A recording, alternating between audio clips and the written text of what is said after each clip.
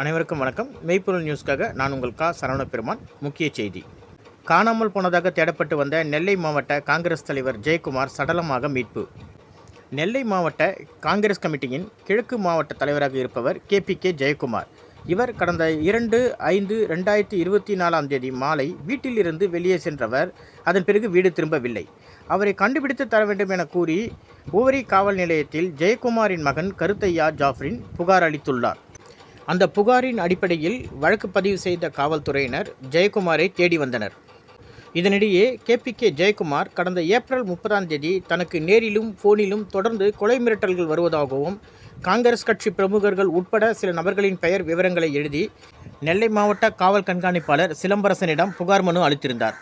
இதில் தனது வீட்டின் முன்பாக இரவு நேரங்களில் மர்ம நபர்கள் சுற்றித் திரிவதாகவும், தேர்தலின் போது செலவழித்த பணம் குறித்த கணக்கு கேட்டதற்காகவும் கொலை மிரட்டல் விடுப்பதாகவும், கட்டுமானப் பணியை மேற்கொண்டு பின் அதற்கான பணத்தை கேட்டதற்காகவும் கொலை மிரட்டல் விடுப்பதாகவும் சில நபர்களின் பெயர்களையும் குறிப்பிட்டு, குறிப்பாக நாங்குநேரி சட்டமன்ற உறுப்பினர் ரூபி மனோகரன், காங்கிரஸ் கட்சியின் முன்னாள் மாநில தலைவர் திரு தங்கபாலு உள்ளிட்டவர்களின் பெயர்களை அந்த புகார் கடிதத்தில் குறிப்பிட்டிருந்தார்.